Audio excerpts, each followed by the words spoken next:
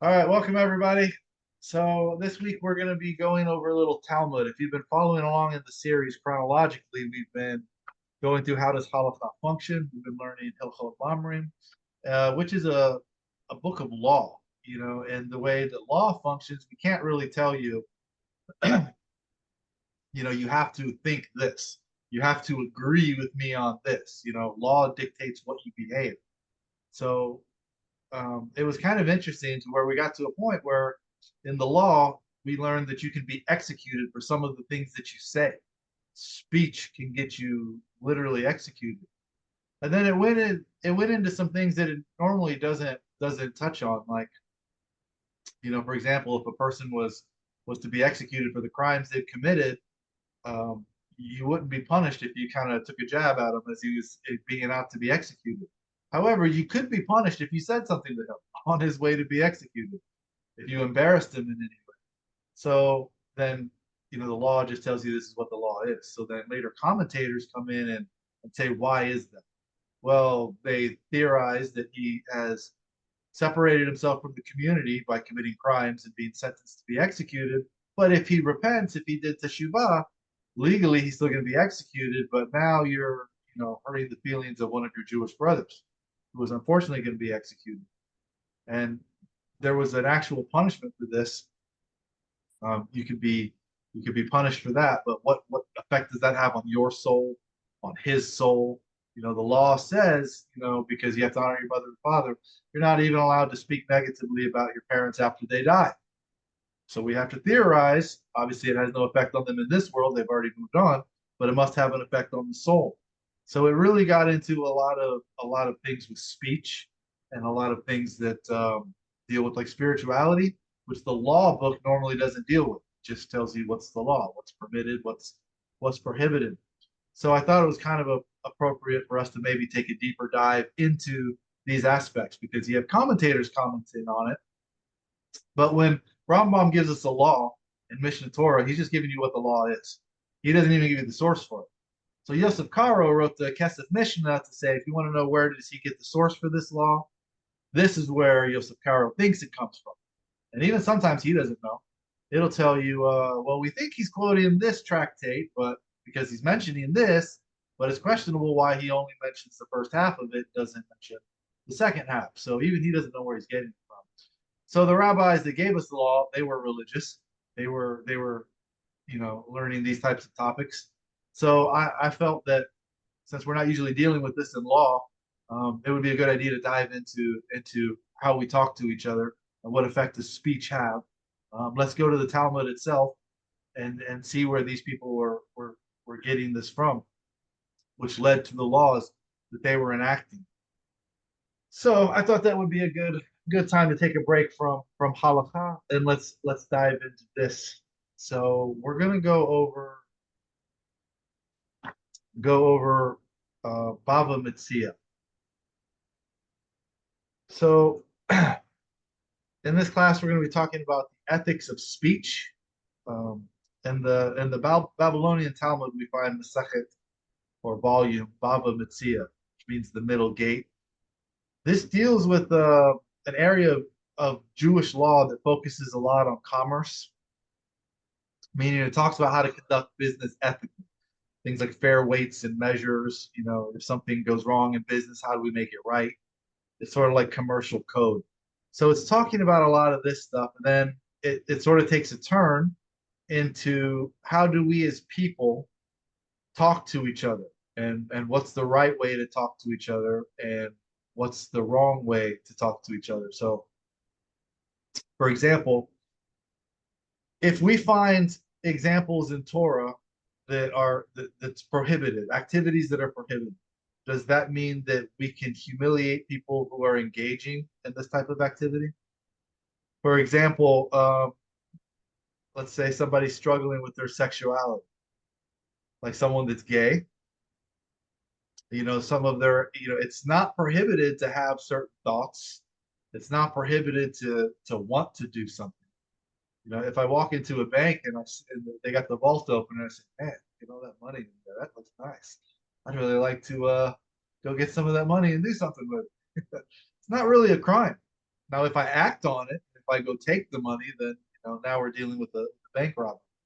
And that is prohibited, the actual act, not necessarily the thought. So, what about women that maybe had a past before becoming religious? Yonatan Halevi, he tells a story about there was a guy. He says everybody has a certain mitzvah that they connect with, and there's people who expand on that say the amount of bones that you have in your body is because of the amount of mitzvot. So specifically, you have this bone because it's tied to that mitzvah. How do you fulfill that mitzvah? What if you're an amputee? That was the mitzvah that's connected to that bone. Anyway, this is more theoretical, but he's saying that everyone has a mitzvah that they identify with. So this guy went to a brothel to visit a prostitute. So he goes to the one, that's I guess has the best reviews, highest rated, and he goes. His mitzvah was to tzitzit. So he takes his shirt off and he sees the tzitzit. And he says, I can't do this. So she says, you came all this way, you traveled, you spent all this money. What is it in me that you saw that you didn't approve of, that you can't do this? He says, no, no, no, it's not you. He's seen his tzitzit and he says, I'm religious. I'm a child of God. This is not right. I can't be here. So she says, okay, just tell me one thing then. What's the name of the yeshiva that you go to? So he told her.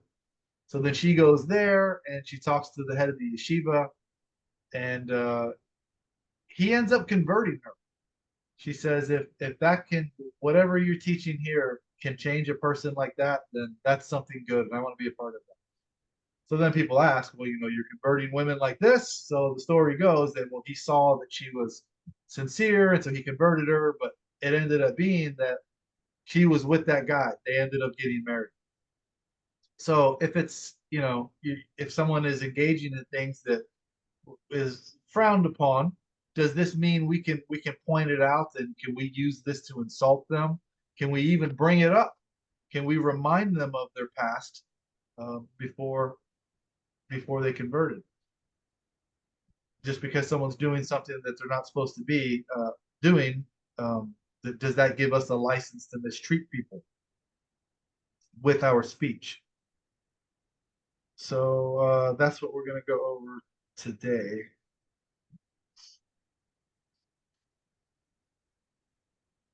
Okay, so we'll start with the blessing. Baruch atah Adonai Eloheinu melech haolam asher kidshanu b'mitzvotav v'tzivanu la'asok b'divrei Torah. We declare as blessed the one who is the source of all blessings, who makes our lives of distinction by engaging with the mitzvot, including the mitzvah of engaging and studying Torah. So we're going to start with in Bava Metsia, Mishnah 4, chapter 10. Okay, up to this point, they're talking about how people wrong one another, or how people oppress people in business matters. Like putting your thumb on a scale, promising one thing, delivering another, not honoring contracts, this type of commercial law. But then it continues. So I'm going to read you the sources here, and I'm going to put it on the screen later, but we're taking sections, so I don't want to be scrolling and finding out each individual sections. So for the first part, I'm just going to read it to you. So in Bava Metsia 4:10, it says, just as there is a prohibition against exploitation and buying and selling, so is there ona'ah, oppression in one's statements, verbal mistreatments. The Mishnah proceeds to cite examples of verbal mistreatment. One may not say to a seller, for how much are you selling this item, if he does not wish to purchase it. He thereby upsets the seller when the deal fails to materialize. So back in the time that this was written, things were probably not flying off the shelf. We didn't have Facebook Marketplace, Amazon Prime delivery. It could be that you were only going to get a couple of sales a day. And if somebody is coming in there wanting to buy something or acting like they're going to buy, the seller, the merchant, might be thinking, okay, this is the difference between Am I going to be able to eat today? Am I going to be able to buy food? Am I going to go into debt with a creditor, who's very oppressive and demanding payments? So to kind of go in there and get their hopes up um, could be viewed very negatively. What if you're starting a business and you're going to your competitor? You're kind of interrogating them. Well, what's the price of this? Where do you get this from? This type of thing. So that's pretty much what that's saying. Um, don't lead them on. Don't abuse items. This is another thing to consider. A lot of places today have implemented policies that they'll take a return. You can buy something if you're not satisfied with it, you can bring it back. We'll give you a refund. This was implemented as a way to say, hey, we're a legit place. We care about making you happy, so we can earn your business as a loyal customer. And it gets abused. People go and use the item one time. There's sports stores here. I've heard stories of people going and buying like a surfboard, a bodyboard, a canoe. They go with their friends canoeing down the river, and then they go return the item now that the party's over and get their money back. This is now you're dealing with a used item that they can't really sell as brand new. At a minimum, they gave you all your money back, but now they have to discount the item because it's been returned. So now they're not getting full price for it, so that you've devalued the item, in an unfair way. So that's what the first half of that is saying. And then it goes into sort of a different area. It says the Mishnah lists other examples. If one is penitent, another may not say to him, remember your earlier deeds. If one is the child of converts, another may not say to him, remember the deeds of your ancestors. As it is stated, and a convert neither shall you mistreat, nor shall you oppress him. So don't remind converts that they were once not Jewish. This also applies to a Baal Teshuva, someone who was raised religious or raised non-religious, and then they became religious later on. Or what about drug addicts that are in recovery? It's not necessarily appropriate to remind them of their past behavior. Now, sometimes if they're proud of their accomplishments, I think you can bring that up, but you can't bring it up to harm them. Don't remind people, hey, you've served a prison sentence for doing this. Don't taunt them for some of the things that are in their past. Don't bring up bad memories. So, sometimes I think you can do it if they're like we were talking before the recording. There's people that have had addiction and they've overcome it. They're using that to help other people. This can be an incredible thing. So it's one thing to say, if you're going to use that experience to guide people, say, hey, you're struggling with this. I know a person that was struggling with that, and he's turned that into a blessing. He's counseling other people's, and he could probably help you too. But we can't use it in a way to harm people. To say, what am I going to take? Is this what you were doing when you were a drug addict? As a way to diminish them. We don't want to do that. So, in the example of people that are dealing with sexual things that are prohibited in Torah, it's not permission to bully them just because they fall short in complying with a specific prohibition.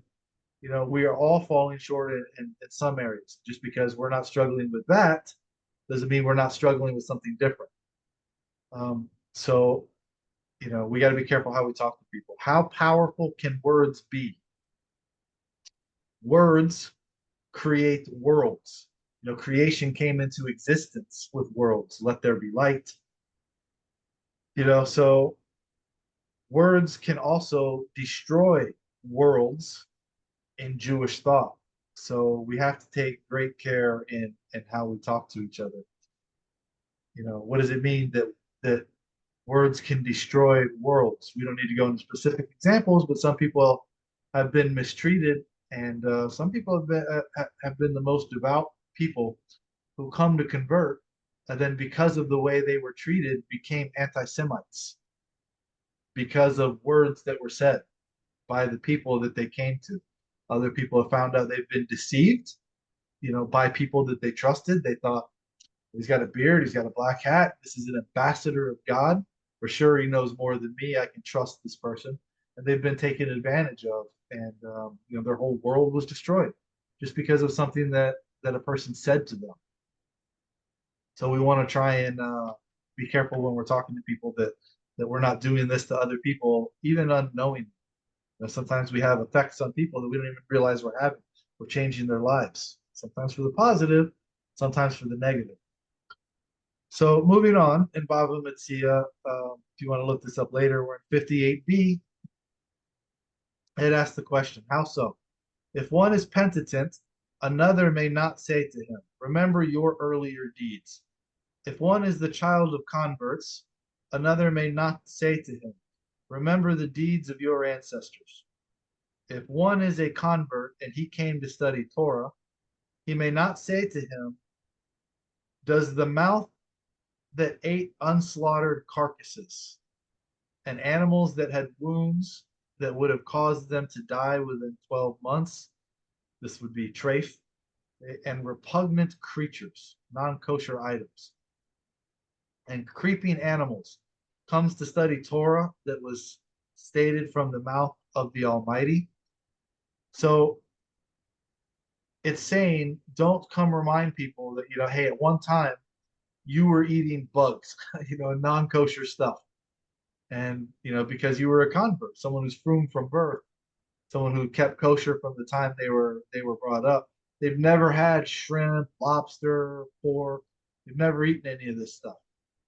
So, my wife used to eat things that I didn't even eat, before I converted, before she converted. She was eating things like crawfish, which is I view disgusting. I think is like the cockroaches of the sea, these types of things. But now she also sees it as gross. But I used to eat other non-kosher things like pork. I used to eat sausage and pepperoni pizzas.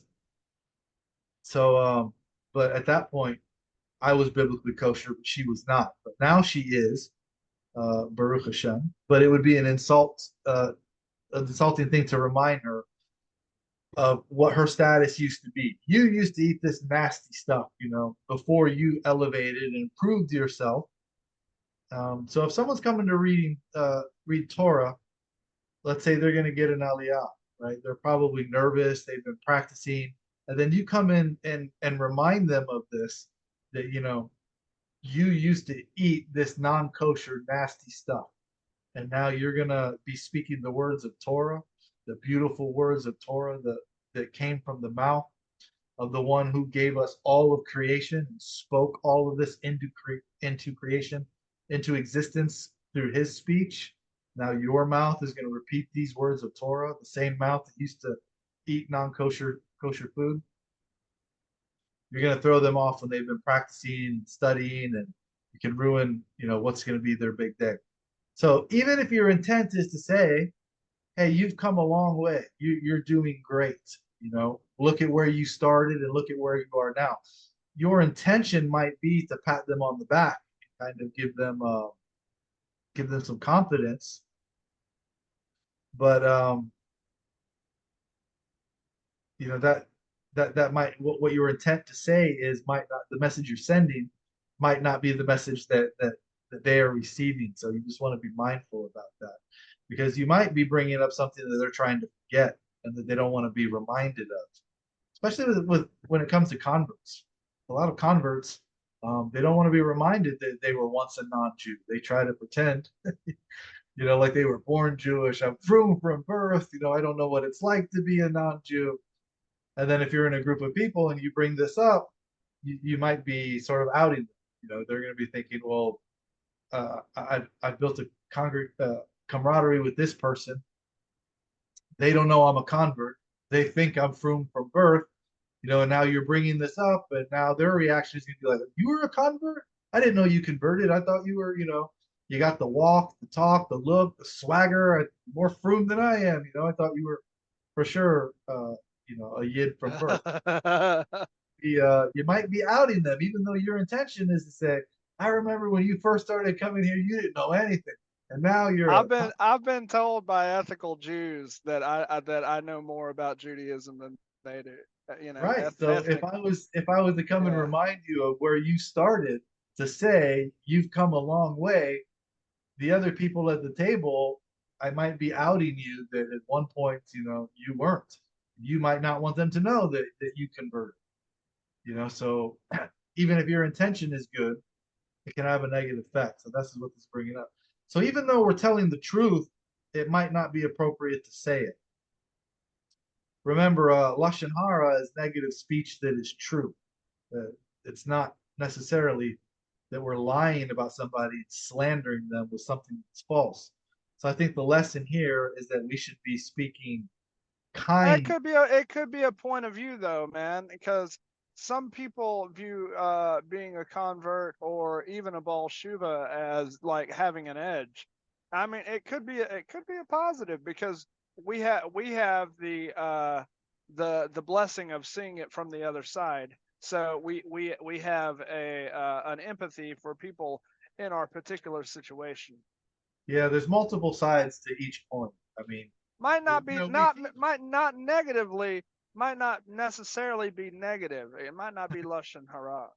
Right, right. So my point was negative speech that's true does have a redeemable factor that it's true, but I think we should be focusing on making sure that we're always speaking kind speech that is true. Like with Baal Teshuvot, we'll teach that someone who's from birth has never experienced a lot of the temptation and they've never put themselves in situations to be around things that a Baal Teshuvah has.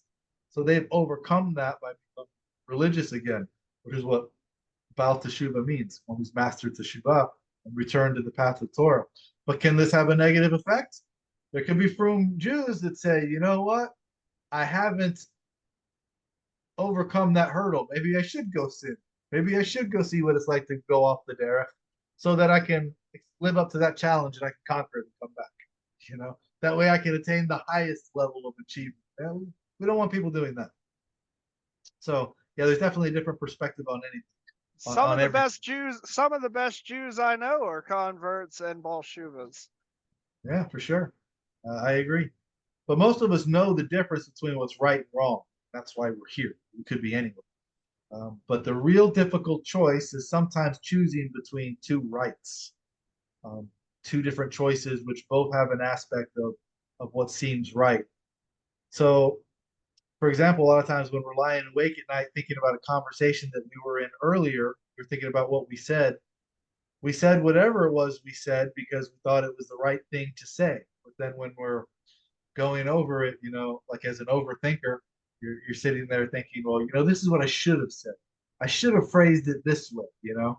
And we thought what we said was the best thing to say, which is why we said it.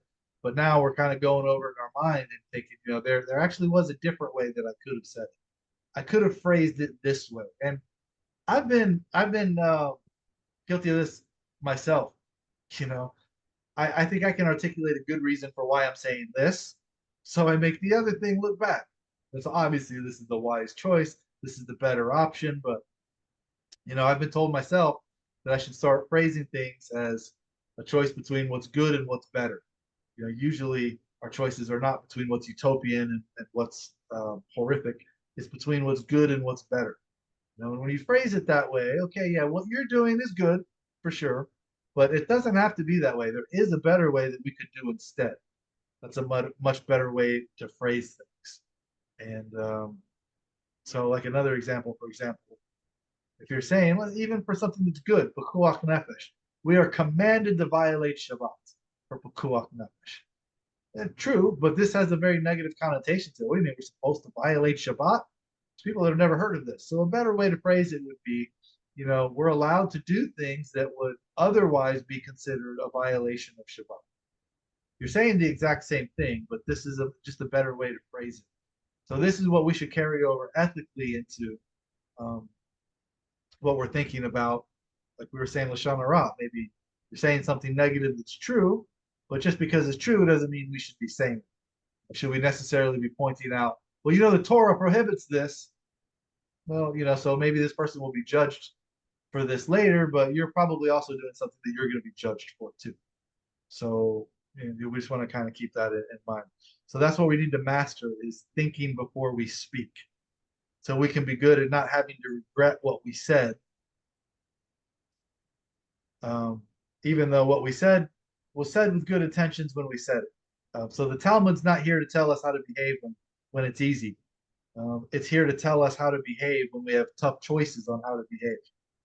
And that's what we have to work on ourselves in a meaningful way. Okay, so next source we have also, we're still in Bava Metsia 58b. If torments are afflicting a person, if illnesses are afflicting him, or if he is burying his children, one may not speak to him in the manner that the friends of Job spoke to him, quoting, "Is not your fear of God your confidence, and your hope the integrity of your ways? Remember, I beseech you, whoever perished being innocent. Certainly you sinned, as otherwise you would not have suffered misfortune." Okay, so Job, anyone familiar with the book of Job, he sort of won the suffering contest. Um, Today, we sort of have a culture where everybody's in the oppression Olympics. They want to be the biggest victim on the victim totem pole. But that was certainly not Job. He didn't ask for any of that to come to him. So when they were saying, whoever perished being innocent, it's nice to visit people that are suffering. Um, but Job's friends were not really good friends to have in that story. So don't go to them and rationalize the suffering. The "I told you so" example usually doesn't work on people. Blaming them in a way can be like sort of kicking them when they're down. So sometimes there's challenges where you're giving advice to people and it's good advice and they don't want to take it. So then later, they end up suffering the consequences that you tried to get them to prevent having to go through. There was one example. My dad had a lot of birds and he didn't really keep them in cages. They were just free to roam around. So, I told him, most people that have birds, they let them out for a little while, but then they go into their cage for their safety. So he was telling me the story about how I think somebody came over to install cable or something. The cable guy came and he opened the door and the bird was on the shoulder and flew out. Now the bird's go. I was like, this is what I told you. This has happened multiple times. You shouldn't really be surprised that it happened again because you didn't change the behavior that would have prevented this. And then he was like, so you're just going to say, I told you so? This is what I want to hear right now. When I just lost my pet that I care so much about. I'm like, yeah, you're right. It's not that my intention was to say, hey, what a dumb thing you did. You should have known better. I told you this was going to happen. You've seen it happen before, and yet lo and behold, you did nothing and it happened again. You know. So even though I was trying to give good advice, it kind of came across like like I told you so. And so if someone's suffering and doesn't understand why, even though you're visiting them, rationalizing it. We talked about this in the last Talmud class. There's a way. Sometimes it's appropriate, but at other times, you might look at it as like, oh, here's an opportunity where I could say I was right. That's not really going to make people feel better. So you want to keep that in mind. Okay, next source is sort of applicable to some of us here. It says, likewise, if donkey drivers, so donkey drivers, I guess, were sort of like the over-the-road truck drivers back in the day. So if they're asking to purchase grain from someone and he has none, he may not say to them, go to so and so, and if he sells grain, if he knows some, wait a minute, I think I'm reading this wrong. Let me start that over. Likewise, if donkey drivers are asking to purchase grain from someone and he has none, the one who he's trying to buy it from, he may not say to them, go to so and so as he sells grain, if he knows about him that he never sold grain at all. He thereby causes donkey drivers and the would-be seller anguish.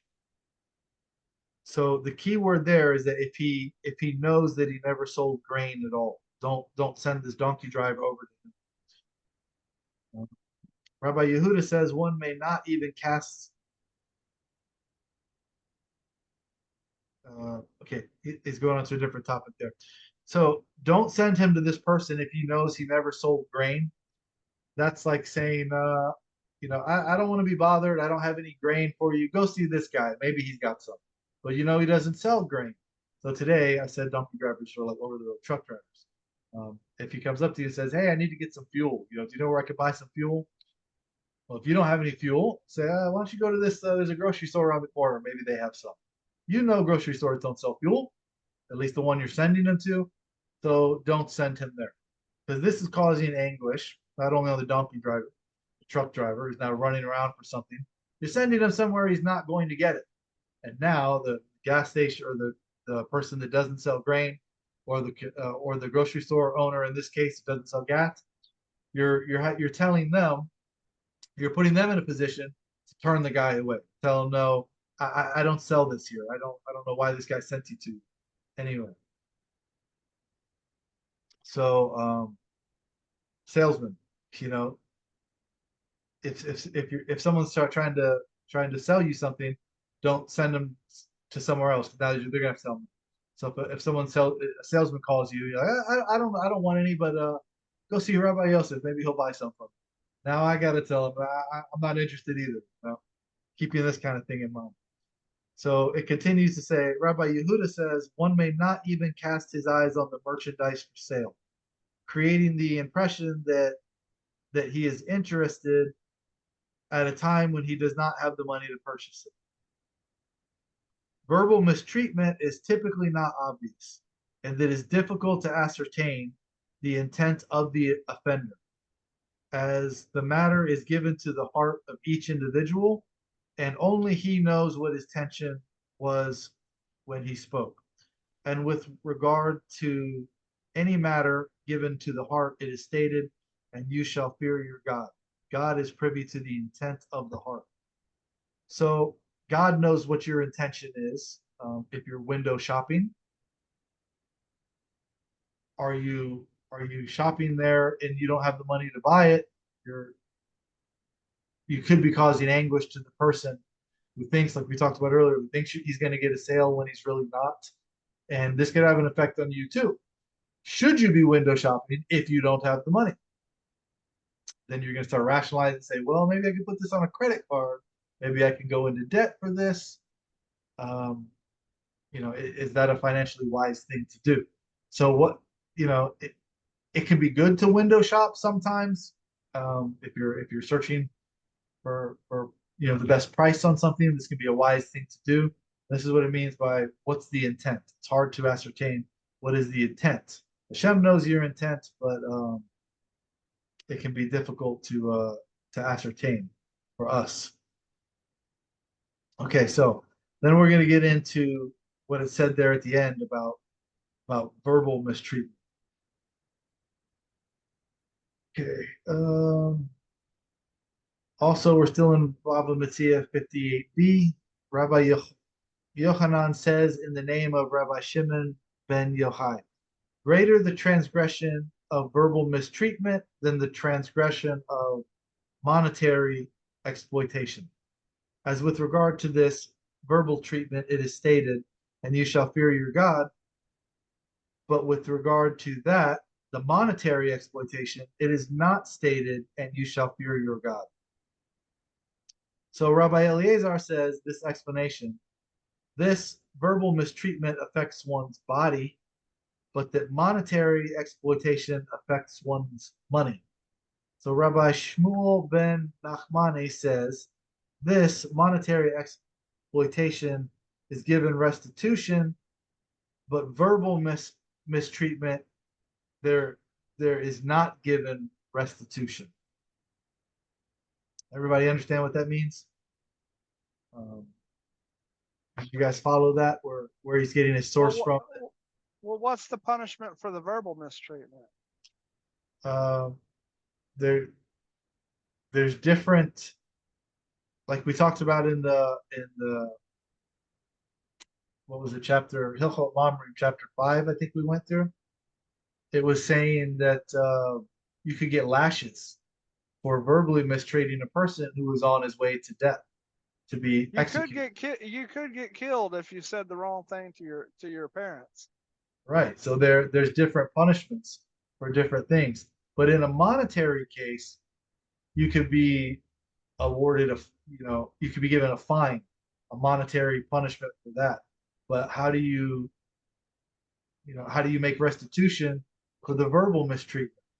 So there's a story that's attributed to a Chafetz. It's about a guy that said, I mistreated somebody and I need to do teshuvah. How do I make up for it? How do I make it right? So he he tells the story that okay, I could there's a way to make up for it. Back then they used to have feathered pillows. So he tells the guy that came to him, take this feathered pillow. I want you to go to the park and scatter and dump the feathers out and make sure you scatter them and then come back. So the guy's excited. He's like, I really care about the person that I harmed verbally. There's a way to make it right, to do whatever this rabbi tells me to do. So he goes and he scatters the feathers. Then he comes back. He says, okay, I've done that. I've scattered the feathers. Brings the bag, the pillowcase back, and it's empty. So then the Hafetayim says, okay, now the next thing I need you to do is go out there and gather all the feathers up and put them back into the pillowcase. So he looks at him and says, how do I do that? It's impossible. They were scattered with the wind. They're all over the place. There's no way to get those feathers and put them back. So allegedly, Hafetayim says, and so too is the case with the words that left your mouth. Once you said these harmful things to people, they're now out there. There's no way to gather them and put them back. You can't put that toothpaste back into the tube. So in some way, he's sort of saying, once you harm people, you can apologize and they might even forgive you, but it's still there. In a court of law, they do this all the time. Lawyers will bring something up. They'll say, "Well, didn't you do this before? Don't you have a history of doing this?" And then the lawyer will say, "I object. That has not relevance. It has nothing to do with this case that's on trial. You're bringing up something that's not related to this case." And the judge might say, that objection is sustained. They'll tell the jury, strike that, the transcriber, strike that from the record. We don't want that included in the record. But the jury's done heard it. You can't unring that bell when they go to deliberate. They're not supposed to consider it because it's been removed, but it is in their mind. They do know this guy has a history of doing something that we're not supposed to consider, that, this is his character when we're making a judgment on this case. But now we do know that he has done this before in the past. So I think that was the lesson with the feathers. So that's what the text of the Talmud is saying. That what did it quote? It said, "Fear your God with this, with the verbal, how we treat people," but it's not mentioned there about monetary exploitation because there's no way to make full restitution for it. And you're supposed to, if you do harm somebody, we all find ourselves in these situations. You're supposed to try to get them to forgive you. And if you can't achieve that, if they won't forgive you, okay, then it's between them and Hashem. Why didn't you forgive the person? Do you think you should have? I think they should. However, there's examples of people that have been harmed in ways that they're just not able to forgive the offender, and the rest of their life they're going to deal with some of the pain that's been inflicted on them, and they're not capable of forgiving the one who mistreated them. But you are supposed to try to get them to forgive them, and so this goes to show sometimes verbal mistreatment can have consequences that's even worse than monetary exploitation. Okay, so everybody with me so far? Now, the next source, still in Bava Metsia 58b, the Gemara relates that the Tana, okay, a Tana is the generation, this is a repeater, one who memorizes and teaches the Mishnah. So the Tana who recited the Mishnayot and the Baraitot, the Mishnaic era literature, that goes with the Mishnah. In the study hall, he taught the Baraita before Rav Nachman Bar Yitzhak. So I guess this is, there we went to Babylon. We were in Babylonia. There were still some that were still in Israel, and they were getting together, meeting. I don't know, perhaps there was a conference of the rabbis, and he's saying, and he's teaching one of the Baraitot. He says, anyone who humiliates another in public, it is as though he were spilling blood. So Rav Nachman Bar Yitzhak says to him, you have spoken well, as we see that after the humiliated person blushes, the red leaves his face and pallor comes in its place, which is tantamount to spilling his blood.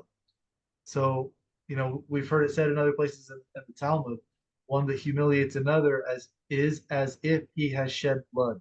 When you see a person blushing, you're moving the blood around inside their body. So, like we talked about in the halakha of honoring your father, even if you're going to do something to help your father, removing a thorn from him that he got stuck with. If a drop of blood comes out, this is something that you could be executed for. There's exceptions, but it's saying an ideal, preferred manner. If there's someone else that can do it, let them do it, because you, as the child of your father, do not want to be associated with even removing a thorn, and now there's blood being shed. Even though there's a way to do it, it gets into if he's unconscious and wasn't able to give the consent, then you can do it, but ideally someone else would do it for you. And that's in the halakha class that we gave on, I think it was chapter 5 that we did, 4 or 5, one of them that we talked about. So anyway, this is what it's talking about, how seriously they took the concept of blood. So Abai said to Rav Dimi in the West. In the West, he means the land of Israel, because he was in Babylon. So he says, with regard to what mitzvah are they particularly vigilant? And Rav Dimi said to him, they are vigilant in refraining from humiliating others.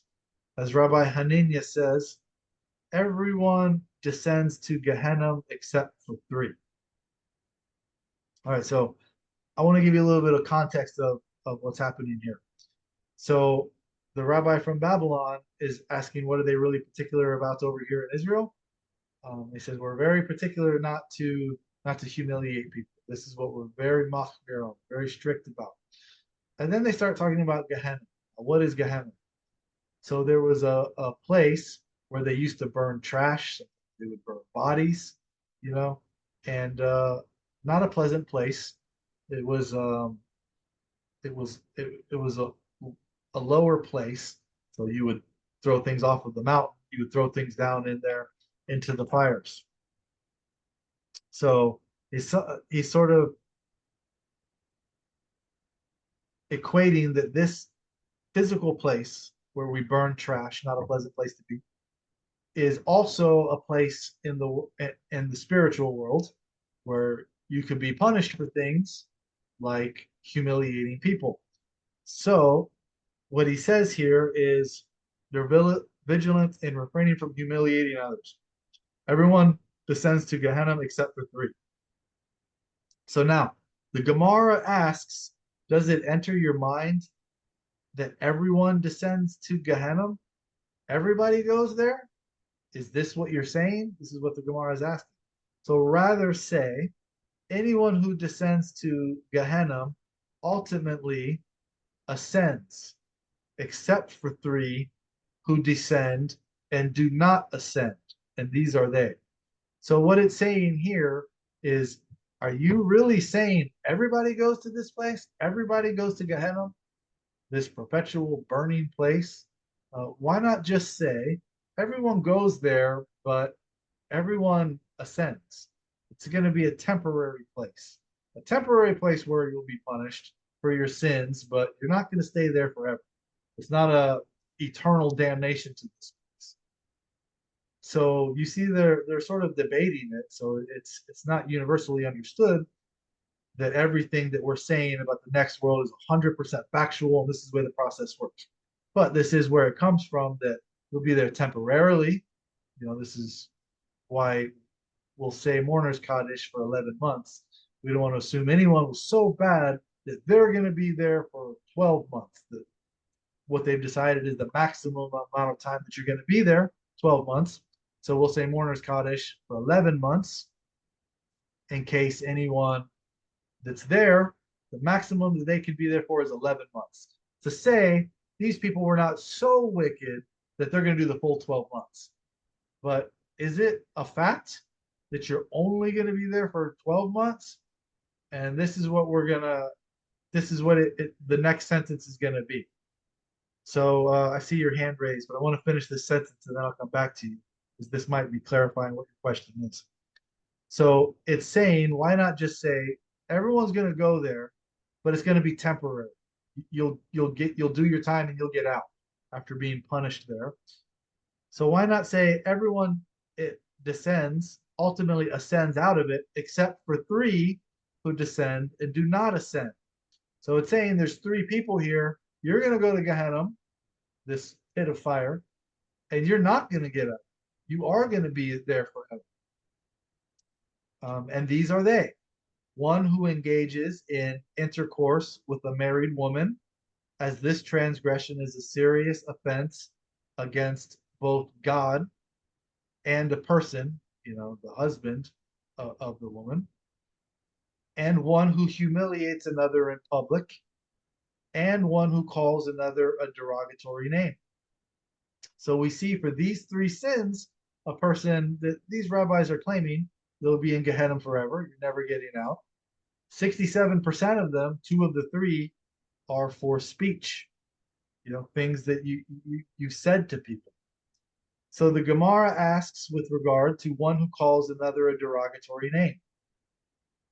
That is identical to one who shames him. Why are they listed separately?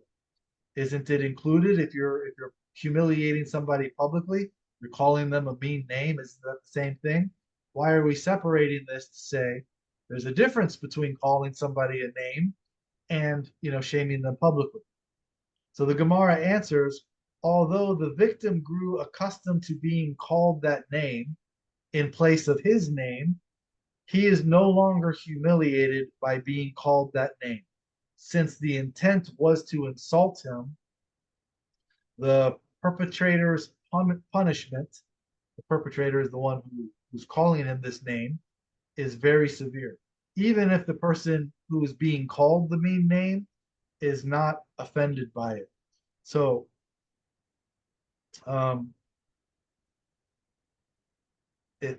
the answer to that is that there's a difference when one doesn't mind being called the negative name anymore, but still the punishment comes because of the intent, not the result. So even if the person who's being insulted is not offended by the nickname that you're giving them, the derogatory name, the intent was that you were insulting the person when you called them that name. So how about a rabbi today calling another rabbi a charlatan or a heretic or Erev Rav or even a non-Jew because he doesn't recognize the conversion? It's wrong to say something embarrassing about another, even if that person is not embarrassed by it.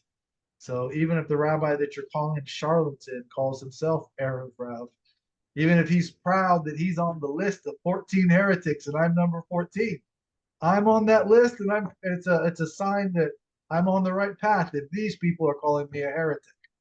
Does that mean you can call him a heretic, even if he doesn't feel insulted about it? No, because your intention is to insult him. So even if it doesn't work, if you didn't humiliate him like you wanted to, the punishment is very severe for that. So let's look at the Torah.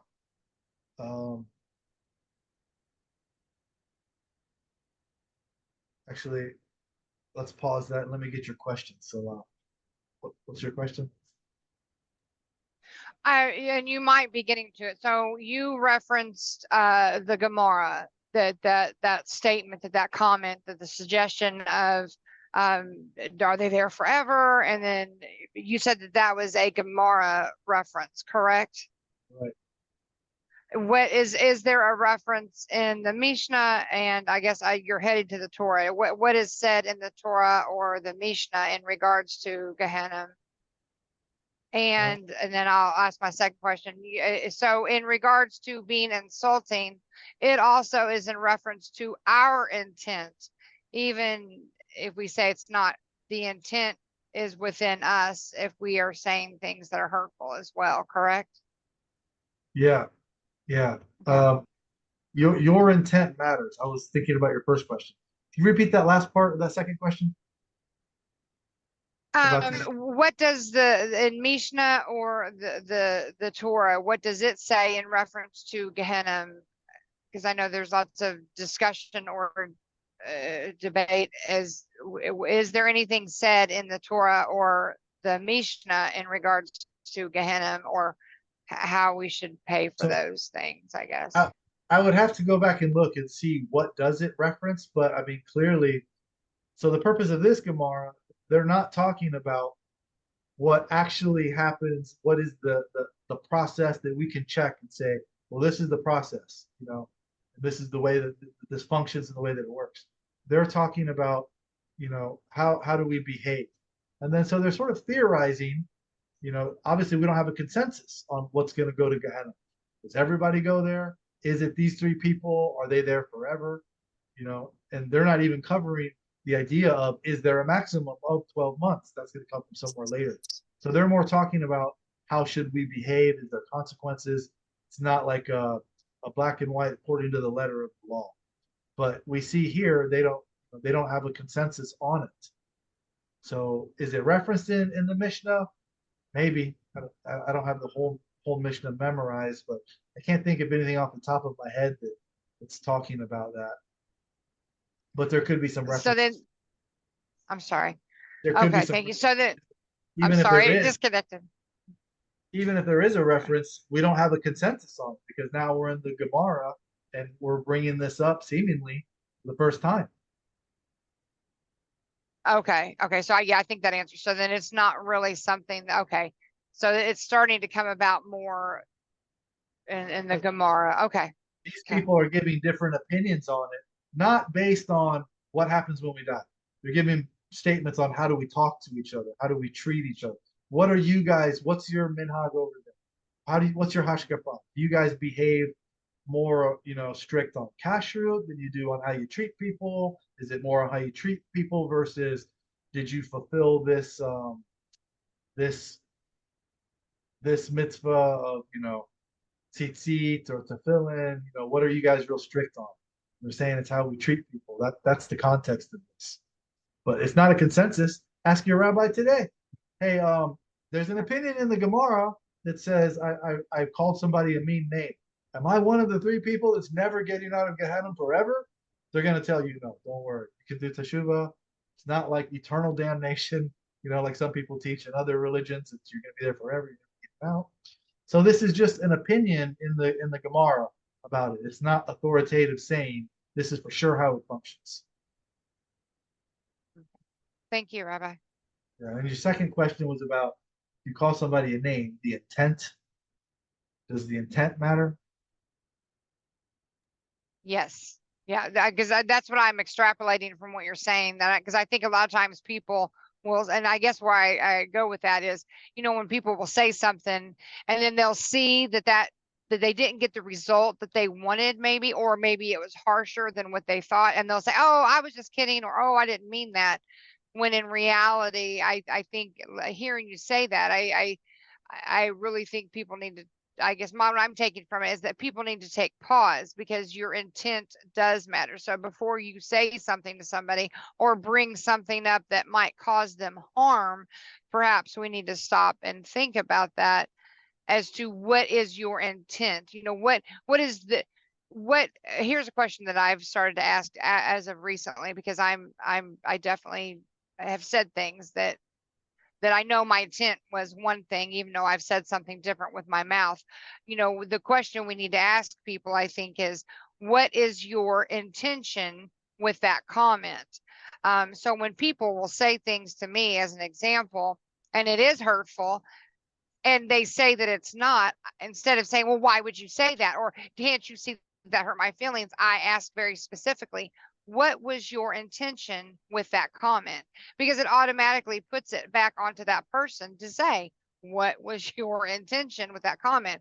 And I think when people have to ask themselves that, even after they've said it, they have to answer that. Well, what was your intention? What was my intention? So that's why I said that. So sorry. Yeah. Yeah, you can humiliate somebody without calling them names. You know, Yes. and then you can call somebody a name, and that can humiliate them as well. So if that's your intent, this is what it's referring to. And then of course, there's times where I was saying you can call somebody even a name, even if your intent is not to humiliate them. You know, it's kind of like if you go work somewhere, they'll tell you, you know, you have to be respectful of others. Let's say sexual harassment. Let's say you have a relationship with this person that you're friends with, and you joke all the time. They don't take any offense at it. All of a sudden, one day they're having a bad day. Now you said the same joke that you've said many times before. Today they're offended by it. Now all of a sudden it's a problem. You know, this is what we're saying. Even if they're not offended by it, um, don't do it. Don't be calling people names. It's something that I struggle with. You know, I call people names all the time. But a lot of times my intent is not to hurt somebody's feelings, but you know, I think we should be allowed to say certain things. You know, because things that were not offensive when I was growing up, now all of a sudden people say, no, you're not allowed to say that anymore. That's offensive. I'm like, no, actually, I don't have to change my speech because all of a sudden you don't like what I say. But that does carry into sometimes you know, I do say things that I probably shouldn't. I'm the first to tell you that, you know, I have things that I need to work on. This is one of them. It's another reason why I wanted to go over this, because this is an area where I myself do need improvement in. But yeah, the intention. Don't take this Can conversation I? literally. It's intention matters a lot. Yeah, go ahead. So, and then I'll say this, then I guess listening to you say that and understanding the order of how things are being discussed in regards to speech and it coming about in Gomorrah is really kind of indicative of what you just said. You know, as time was continuing to go on and people are trying to understand how do we incorporate these rules, laws, mitzvot, etc., you know, minhag, what's what, as time is going on, hence maybe why it didn't really start to come about till Gomorrah is when people were starting to realize, hey, wait a minute, you know, it was, you know, this isn't really super clear. Let's make this clear. And as we get more populated and more people start to, you know, you have all these different variables that start to come into play. So that would Right. kind of make sense as to maybe why those things aren't coming about until the Gomorrah. Okay. Thank you, Yeah, so Rabbi. the Mishnah is more authoritative because they were the Tanaim. They were the generation of the Smicha, going back to Moshe Rabbeinu. By the time you get hundreds of years later in the Gemara, they didn't have Smicha. So if just because they say something doesn't mean it's so authoritative. But as we see, what's the difference in humiliating somebody and calling them a name? You know, this is why we have a Gemara. You can't put everything in the Mishnah because there's the example I use a lot is those of us our age, we remember a song that's called in the 80s called It's Hip to Be Square. If me and you say that, we know what that means. If we say that to our children, they're gonna say, what does this even mean? It's hip to be square. They don't know what we're talking about. So things evolve and you have to have commentary on it in order for it to make sense because what they said in the Mishnah made sense to them at that time. But then they get into things that wasn't even covered in the Mishnah. If it's not clear, how do we proceed? So we do have to have Gemara, but it's not as authoritative because they didn't have the smicha to enact laws. But you know they can provide clarity, and sometimes some of these discussions they leave you with more questions than you had when you started looking at the argument. So it's not resolved. So this is where I separate the Gemara from the Mishnah. You can't say, well, the Gemara says this, okay, but the Gemara says lots of things. Was it even unanimous in the Gemara? These people are not agreeing on this concept of Gehenna. So that's why I tell you to make a distinction. Is it in the Mishnah or is it in the Gemara? The Mishnah is definitely more authoritative. Even those people that disagree with that, they say the Gemara is where we paskin from. I can argue and defend why they're wrong. They can reject my argument, but mine seems to make more sense than theirs. So that's my story. I'm sticking to it. Naphtali, what do you got? Yes, Rabbi. It seems that the matters of Gomorrah, I mean, not Gomorrah, Gehenna, is more of like a matter of opinion than fact. But I've listened to other religions talk about this and their explanation as far as like they speak with such a surety that hell is a real place that their God seems to take them down to some, not all, but I've heard different say that they've been taken down there for a brief moment to be shown something, or they might even be taken up to Shemayim, somewhere beyond the sky. They're shown something for a moment, and then they come down with their message, and then they go tell the people. Now, I'm not trying to remove I don't want to say reverence, but the caution of the matters of hell. But if it's, I guess my question is, do we have any ancient writings that would explain such a matter of a God taking someone up, taking someone down, just to show them something, bring them back, to just kind of solidify, hey, this place does exist? Or do we just stay in the matters of, well, this is just opinion, and whatever your opinion is, it's just yours? So depends on what you consider ancient, depends on what you consider authoritative. To solidify it, I don't think we know what happens when we die. I think this is why the Torah tells us, don't concern yourself with what is with the secret things. Those are for Hashem. You should only concern yourself with what has been revealed to you. I think this is why we're not supposed to know. So we can't say, well, I was expecting this, you owe me that, I'm entitled to this, it's supposed to function this way. Torah doesn't really mention. Was there things that were shown? No, what about Jacob's ladder?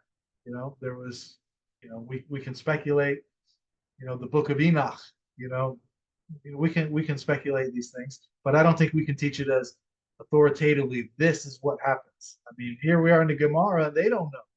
Can you blame other religions for saying there's a concept of hell? I mean, it's an offshoot of Judaism. They're reading these conversations and what we believed about it. Can you really blame them? We often go and say Judaism doesn't believe in hell. Is that really the case, though? Aren't we discussing a fiery pit that some are never getting out of? And you get into a lot of what the Kabbalists teach. They'll tell you there's the seventh level where nobody gets out of. And we're not talking about these three sins. We're talking about other things that you could do, most people are guilty of, that would put you in the seventh level that you will never get out of. So these beliefs do exist. So, I think it's kind of dishonest to go out there and make fun of another religion and say, well, we don't believe that. We don't have this concept. Their concept came from us. Is it authoritative that this is how it works? I don't think so. Can you question if somebody was shown something? I mean, are you questioning Rabbi Alon Anava's experience? This was his claim to fame. He was taken and shown these things, and that's what got him to become religious. And now he's a rabbi that's out there doing good things and making people froom, and so it's happening in our religion too. Now, I might question somebody else's experience when they come and say, this figurehead, JC came to and showed me this, and either it happened or you imagined it, right? I tend to think it probably didn't happen, but what am I going to do? We have examples of the same thing in our communities of us being shown things. So, everyone's personal testimony, that's their personal experience. I'm not going to sit there and try and humiliate them. This is what we're talking about today. Embarrass them in front of people. If somebody tells me they had an experience, I'll take their word for it. I'll believe what they have to tell me. So then what do we do with it? As far as, does the Torah say this about Gehenna? No. We can infer things. It says, they'll go into Sheol, the pit, the grave, a lowly place, but that's pretty much all it says about it. So where do we get this notion of Gehenna? It was a physical place. This is what they were discussing. Now it's being carried over into spiritual matters, but what's their source for that? It's not Torah. So, I think we can believe these things in faith. We can infer that there's something else. in the afterlife, but just because logically that makes sense, can we turn around and teach that this is what it's going to be? You're going to experience the same thing that he's going to experience. What if you both get there and you experience different things? I think this is why the Torah says don't concern yourself with what's been revealed. Well, you're not promised the same thing he's promised. You can't turn around and say, Hashem, why is this what I'm getting? I thought I was getting this. Well, who told you were getting anything? Does the Torah say you're getting this? Now, people will come along and say, oh, well, it's been revealed in the Zohar. Okay, so if Moshe de Leon in the year 1270 writes a book, now it's been revealed, and now I can say, this is what you're going to get in the next world. Because of that, I'm not convinced. There are other people that are. I want to stick to authoritative sources like Torah and Halakha. Halakha does not dictate what happens in the next life. So why do I care about Halakha? Because the Torah tells us to follow Halakha, which is, for the most part, silent on what happens in Gehenna. So that's my view on it.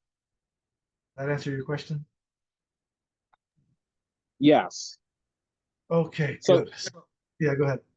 can someone just talk about Gehenna all day long and that's just their opinion? Does it mean that they're right or wrong? That's the way I view it. People Okay. do for sure talk about it all day long, and they're very convinced that what they're saying is true. Okay. But at the end of the day, it's really their opinion, right? We come along with a different opinion. How can you prove that he's wrong? How can you prove that he's wrong? Which one is right? We don't really know. So this is why I think what's authoritative is the Torah. We believe this came from God. I have opinions too. Now we're going to debate who has the better opinion. How do you prove? We can provide evidence for each one of our opinions, but is that the same thing as proof? I mean, people have been convicted of murder, on based on evidence, solid evidence. Be given the death penalty, and then later on, the person we convicted them of murdering is walking around. They weren't actually dead. So, well, there's no way in the world this person would have just abandoned their children and left their credit cards behind. Lo and behold, years later, they turn up. You know, we've convicted people based on evidence, but that's not the same thing as proof. But now, when someone is condemning people to this location based off of, I don't know, whatever they believe, because it seems like a lot of religions are essentially talking about the same place, but they have their own minhag behind this place, right? And they've just kind of rolled with that. So could someone, well, I mean, I guess if they don't live by our laws, I can't necessarily say that you condemning me to this place, of course, by your standards, would actually damn me to this place. What's our standards? But I mean, I have heard certain. They're debating. Yeah, because I've was there for how long and for what reason and what authority do we have to say that? Yeah. We don't decide what happens to us. Hashem decides. He's the true judge. Yeah. Okay. Well, that Even answered my if question. the rabbi has a beard longer than me, and I didn't bring my hat in here, but I got a black hat like Moshe's wearing here too. What authority do we have on these matters? It's not our place. If it inspires you, if it motivates you, and it gets you to behave properly, then that can be a good thing.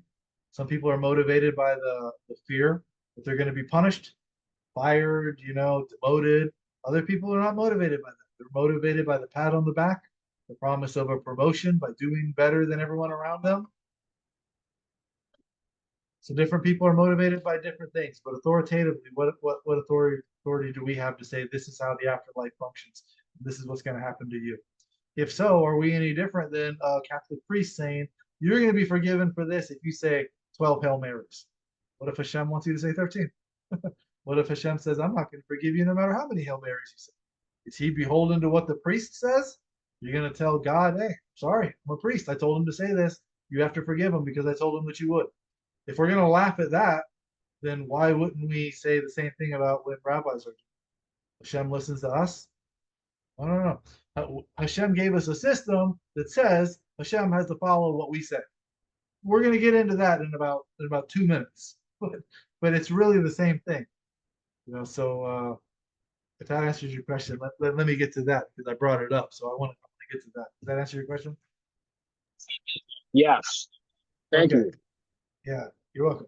Okay, so where I left off about not spreading, saying bad names about other people, even if they're not offended by it, let's look at what the Torah says. The Torah says, don't stand idly by the blood of your neighbor. Don't spread rumors about your peers. Don't insult the deaf. Don't place a stumbling block before the blind. This is all Torah. So speaking oppressively is wrong, even if the person you are speaking about does not feel oppressed. So if person A is speaking to person B about person C, then person C is not even aware of it.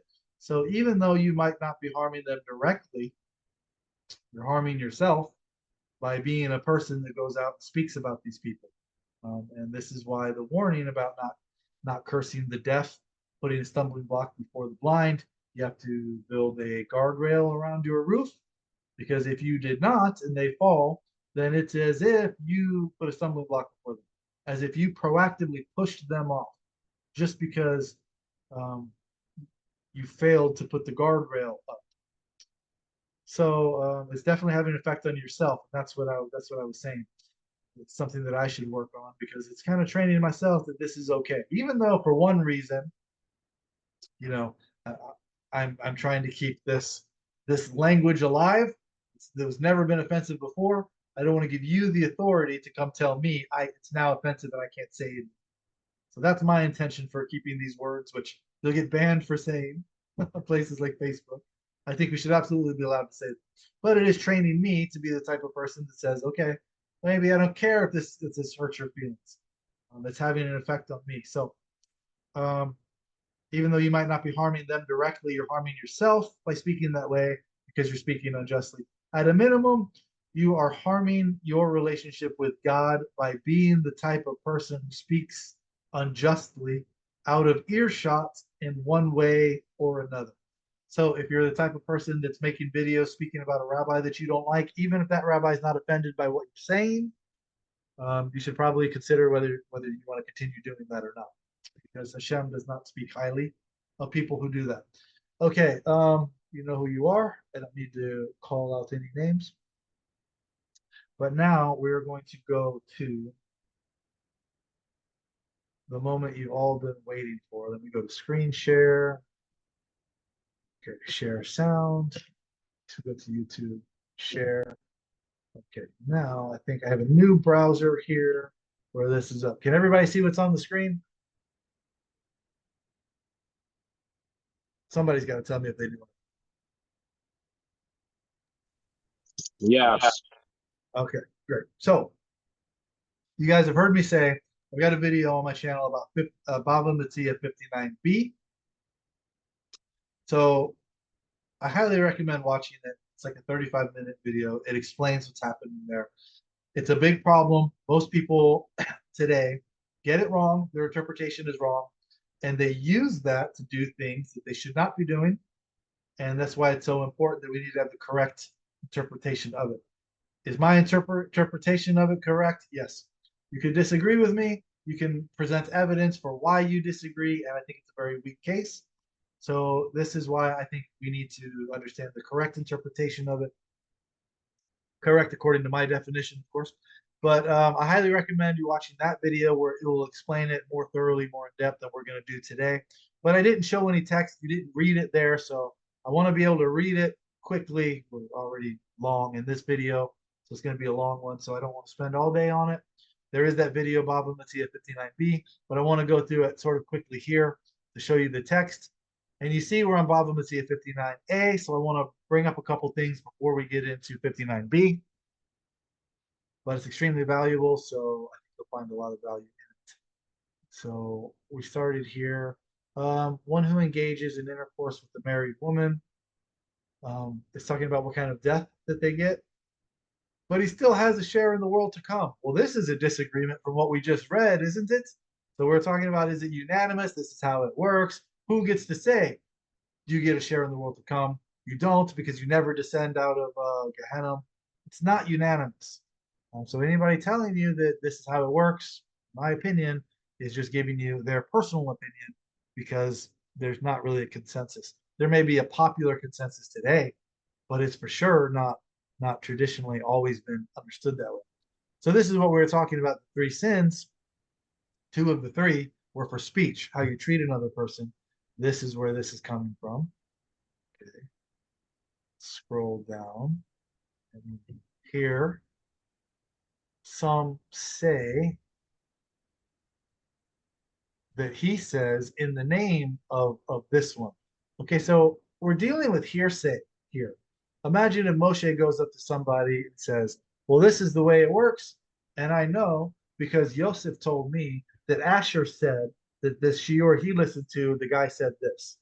Okay, well, can I trust that Moshe understood what Rabbi Yosef said? Was Rabbi Asher correct when he told Rabbi Yosef? Did Rabbi Asher understand the rabbi he was listening to when he relayed the story to me and what I told you, or you're telling someone else? You see the chain?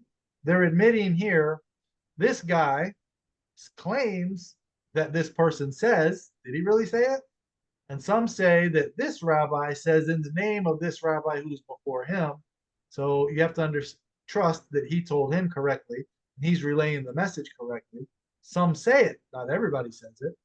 So some say that he claims in the name of this guy that it's more comfortable for a person to cast himself into a fiery furnace. This is a literal place, hence Gehenna, when they were burning the trash and whatnot, not an afterlife. It's more comfortable for him to do that than to humiliate another in public. Very big crime, very big sin. From where to avoid, where do we get this from? Where do we derive it from? From Tamar, the daughter-in-law. When she was taken out to be burned, she did not reveal that she was pregnant with Judah's child. Rather, she left the decision to him to avoid humiliating him in public. What's the source? The proof text? And Judah says, bring her forth and let her be burnt. When she was brought forth, she sent to her father-in-law, saying, I am pregnant by the man to whom these belong. And she said, examine these. Whose are these?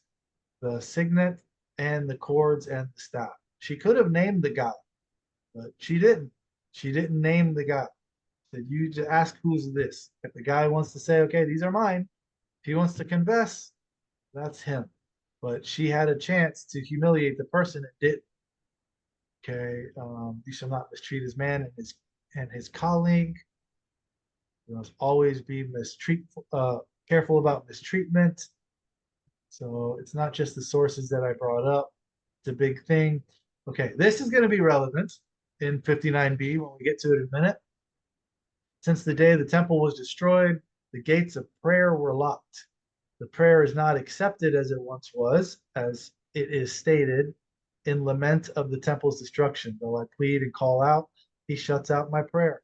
Yet despite the fact that the gates of prayer were locked, with the destruction of the temple, the gates of tears were not locked.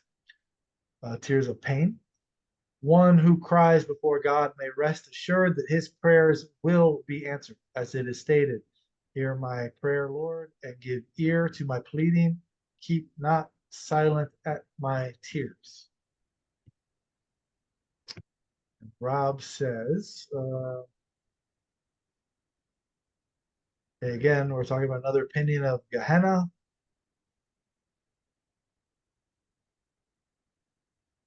Okay, that's not something I want to go into right now.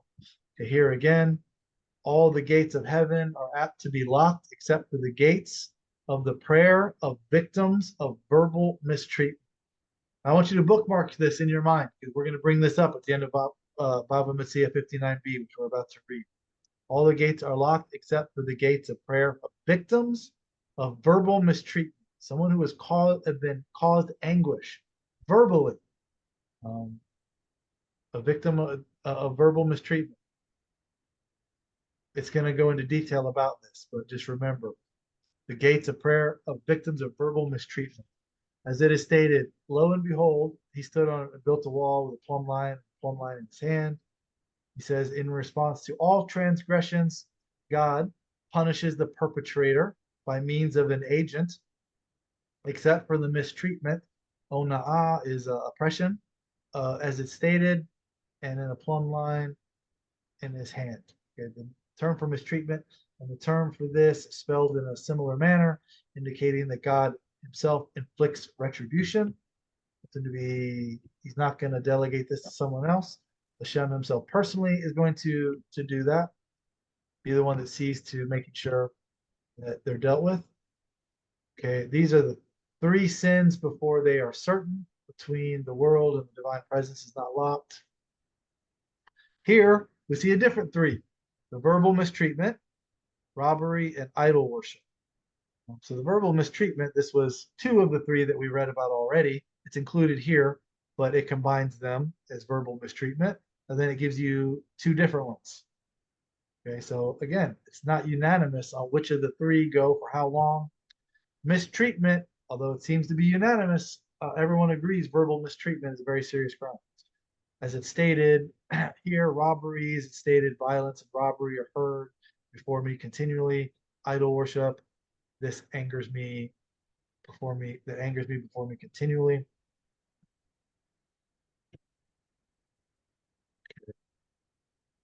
And then we're talking about grain, which is different.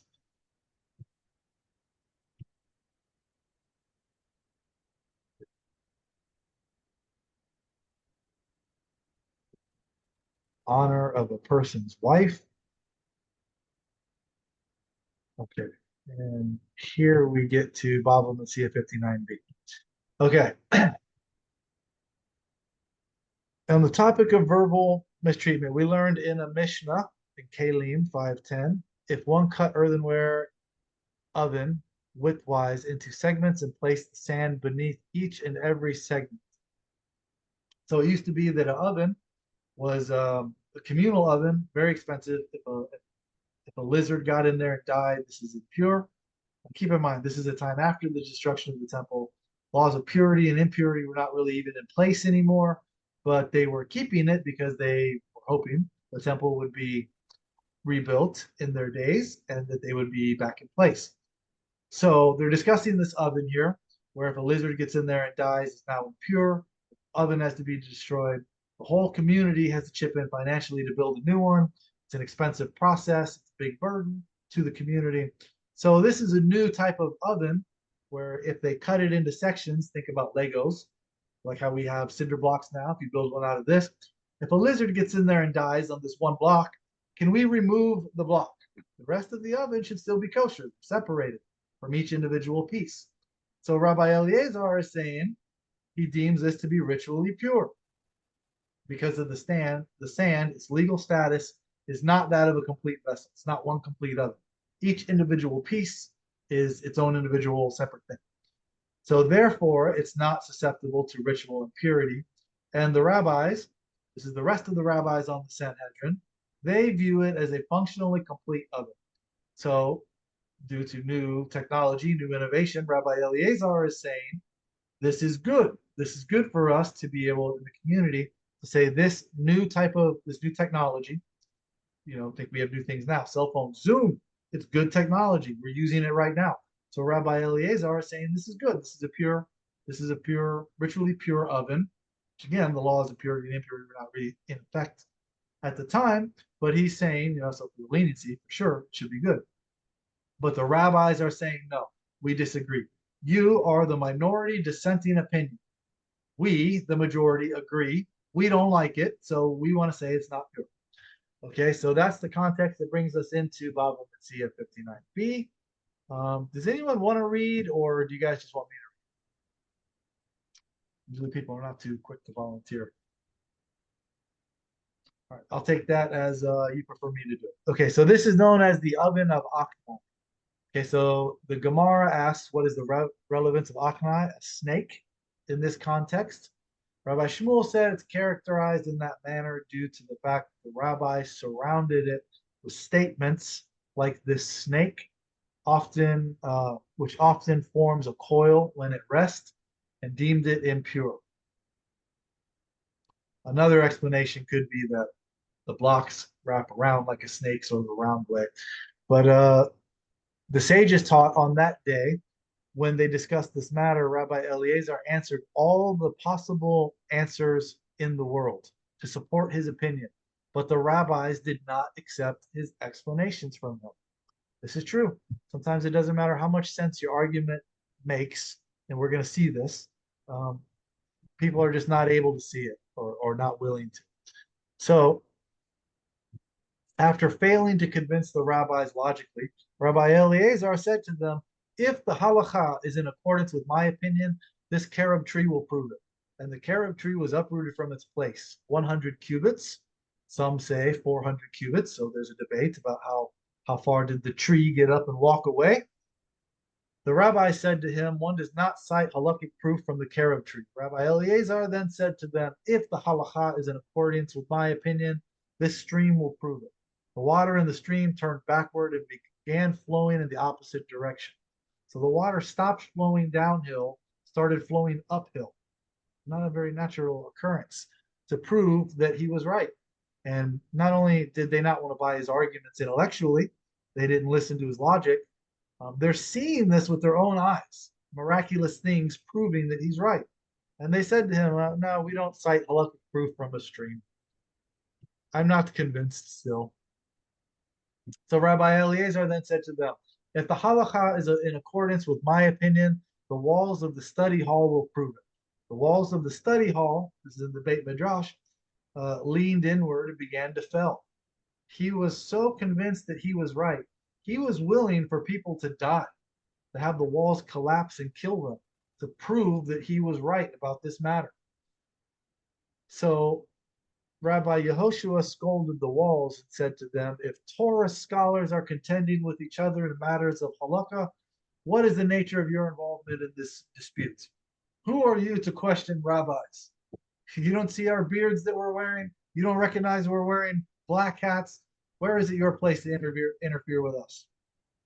So the Gemara relates that the walls did not fall because of the deference to Rabbi Yehoshua.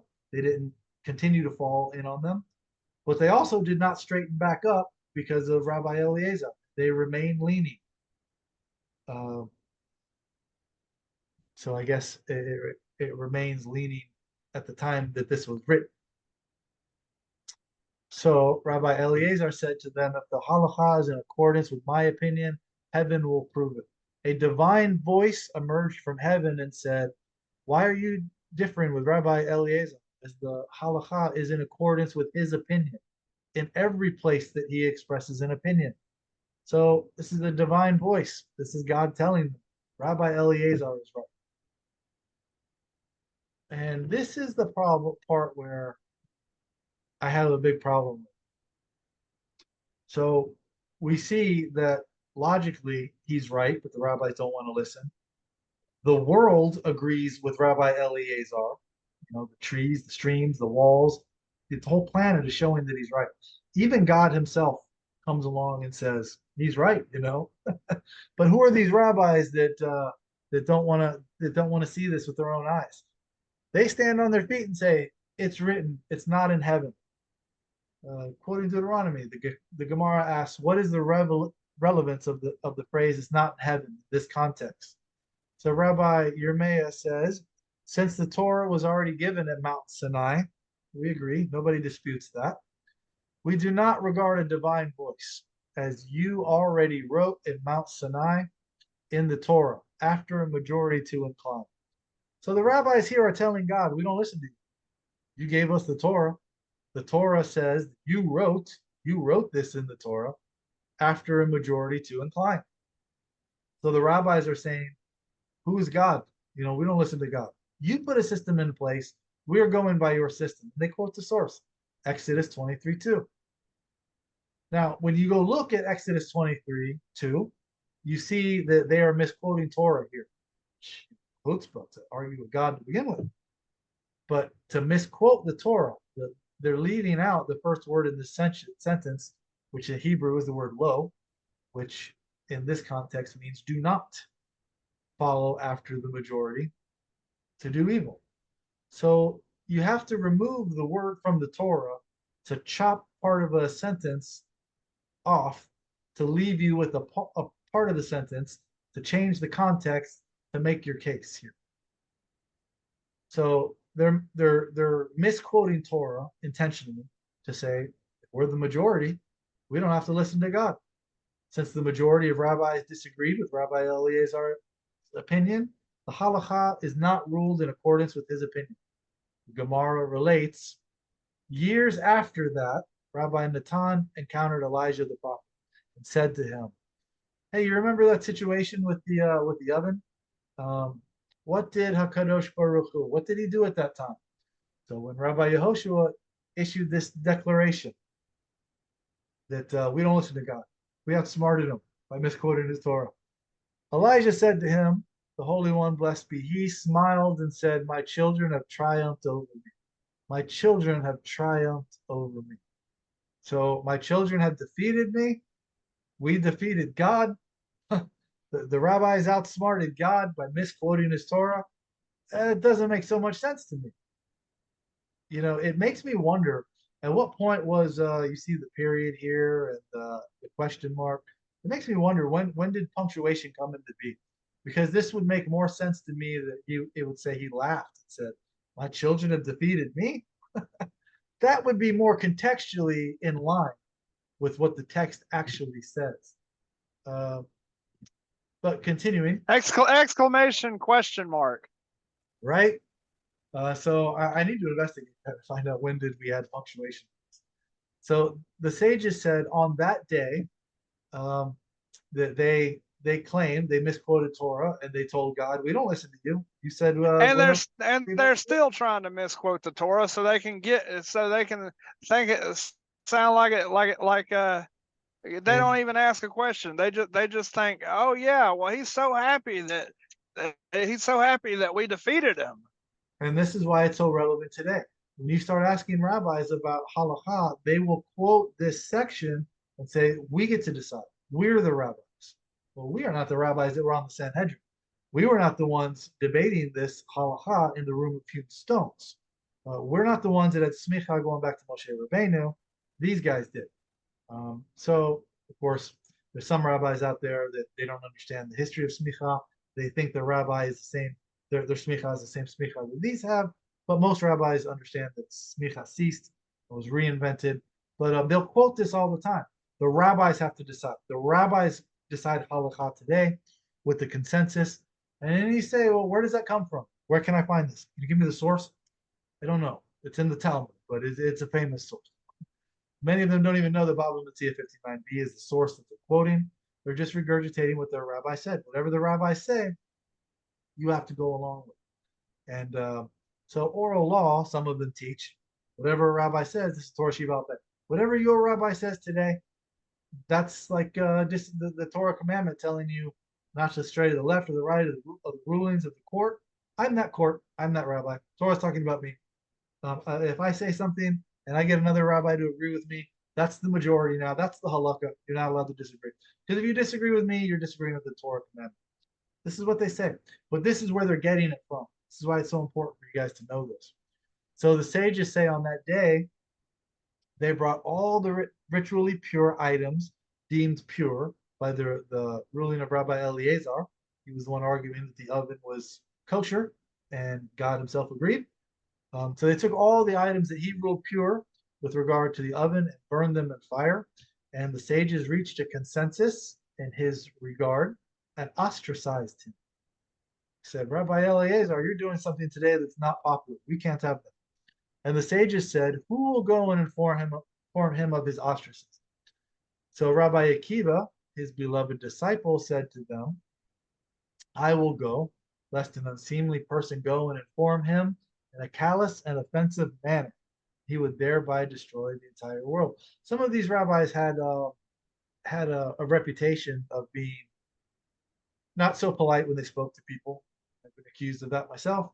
So Rabbi Akiva loved his teacher. So same way, if I had to go ostracize my teacher, I would not want some of these rabbis who are very nasty people to be the one to do it. I would say, listen, I'll go be the one to tell him. If he's gonna hear it, let him hear it from me. Someone who loves them is gonna be kind and compassionate when we have to do this. We have to ostracize them.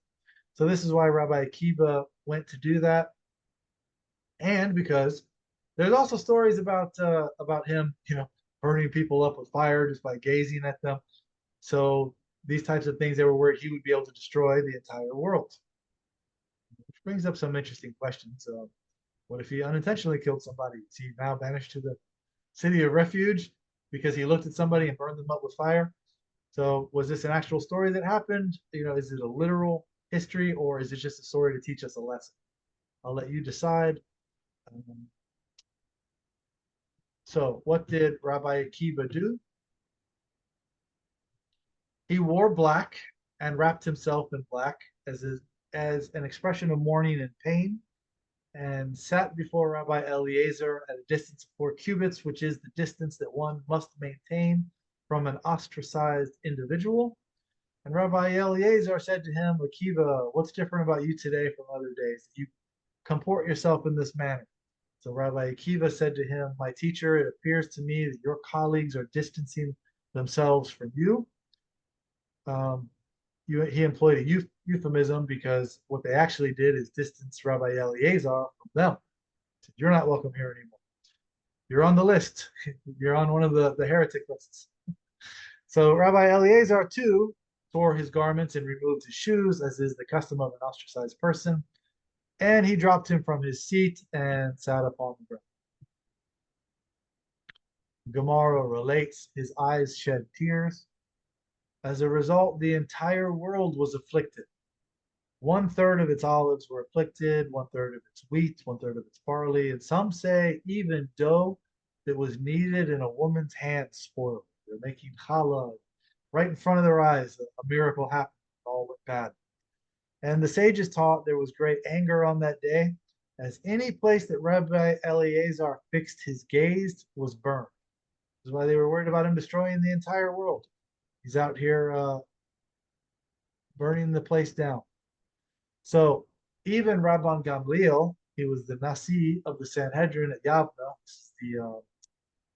the head of the Sanhedrin, the head of the sages who were responsible for the decision to ostracize Rabbi Eliezer. He was coming on a boat at the time, and a large wave swelled over him and threatened to drown him.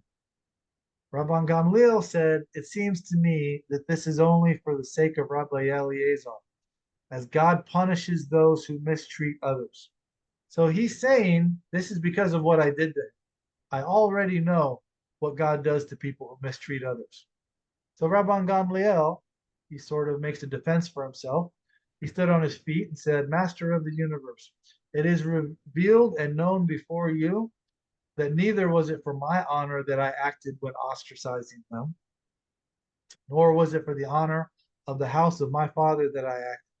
Rather, it was for your honor, so that disputes will not proliferate in Israel. We don't want people following us that say that this is a non-kosher oven, and people following him that say it is a kosher oven. We have to be united as a people. In response, the sea calmed from its raging. And so this is where it comes from in the halakha, that you're allowed to disagree with what the Sanhedrin rules. You're allowed to think they shouldn't have ruled this ruling into existence. But once that's the law, you're not allowed to disobey them. So this is where he was trying to do. He didn't want there to be any disputes. He wanted everybody to be united and being as one people. So yes, I mistreated him, he's saying, but I did it for good reason. I had good intentions. I think my heart was in the right place. I think it was the right thing to do.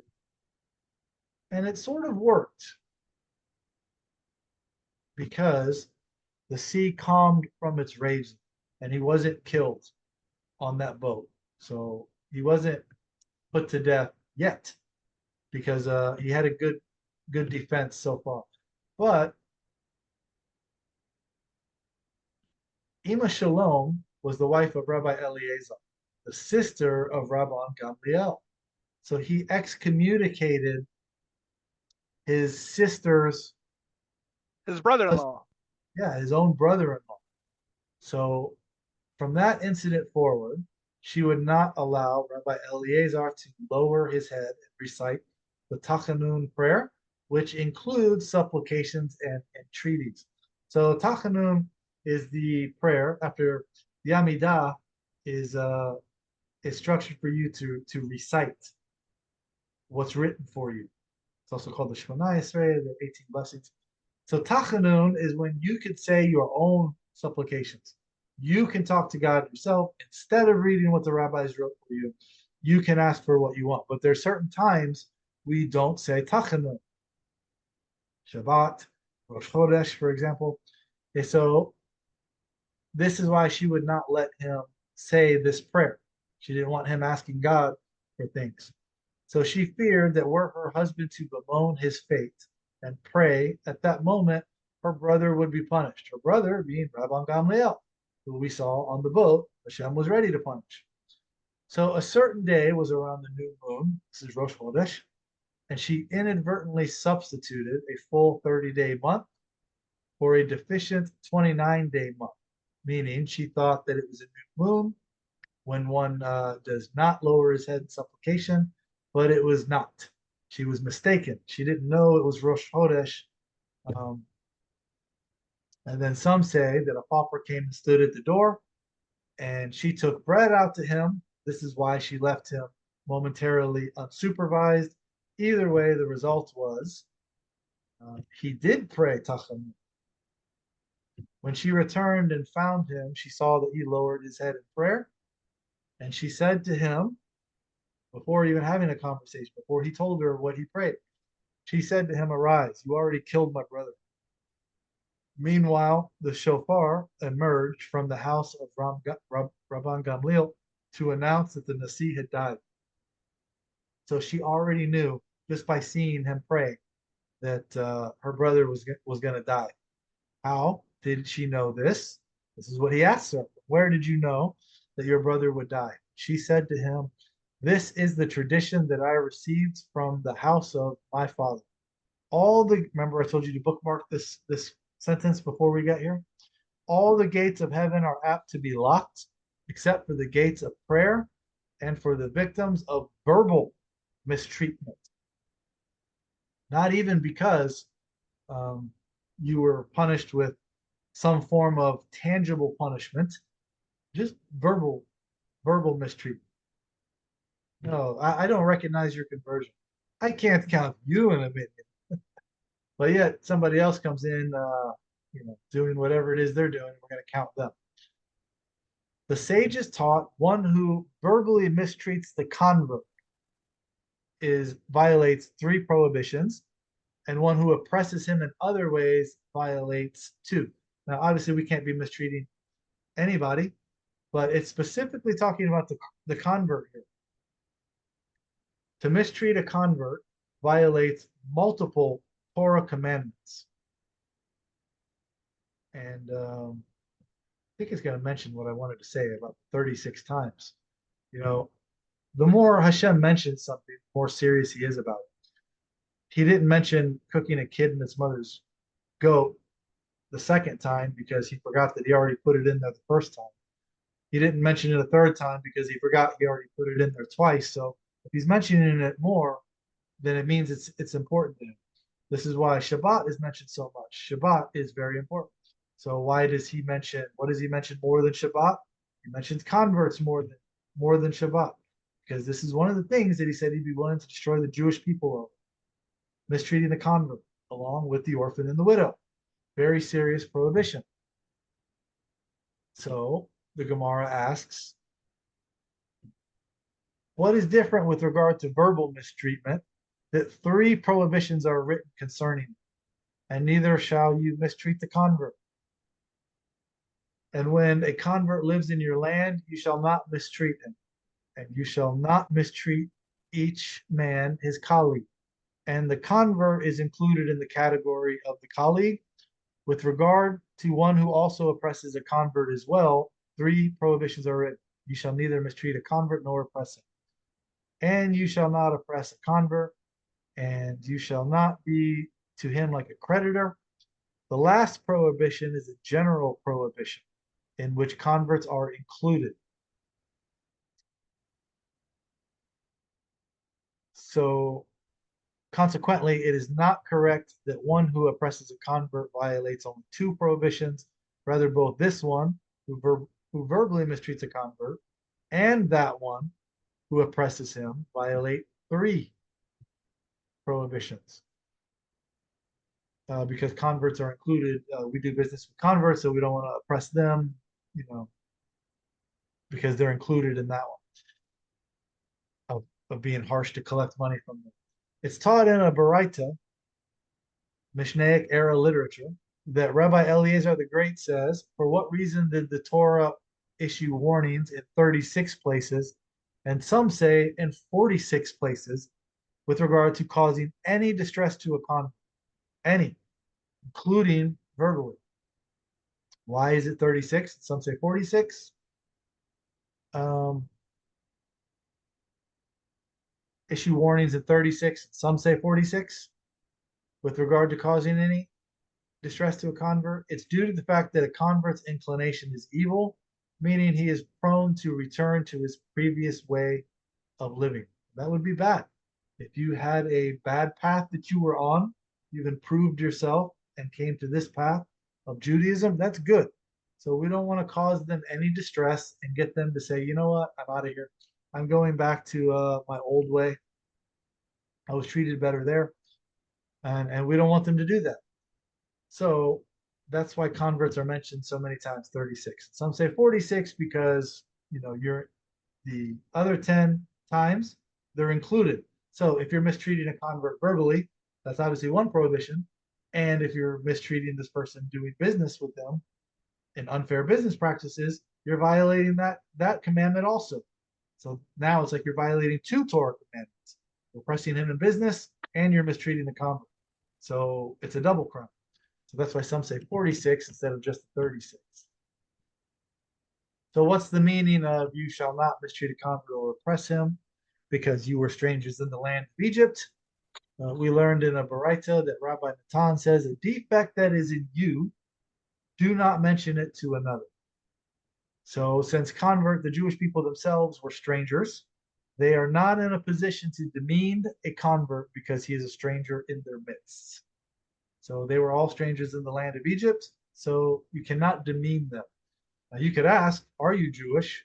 We need to know if you're Jewish or not, but you can't do it in a demeaning way because we have the same defect in us, all of us.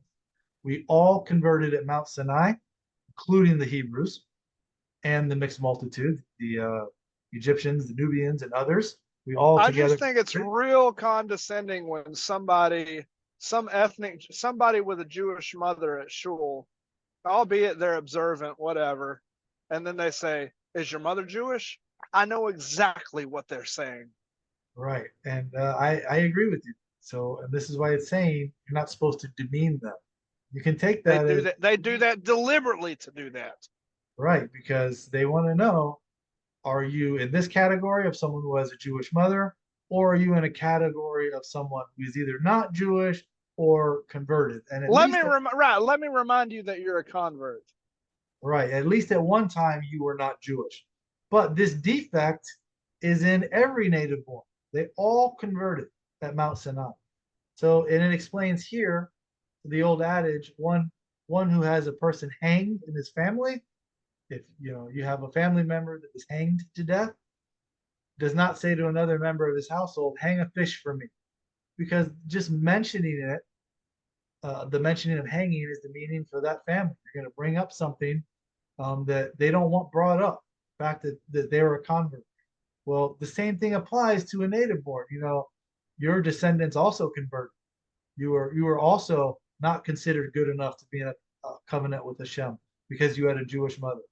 They also had to go through a process at Mount Sinai, which the Torah says, have them wash their clothes, but we take that to mean that also meant going to a mikvah. So even the direct descendants of Jacob, forget about the descendants of Esau, who were also descendants of Isaac. No, we only want to focus on the descendants of Jacob.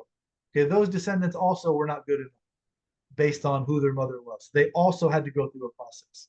And that's who you're a descendant of. And it doesn't matter if your grandmother had no Jewish lineage at all.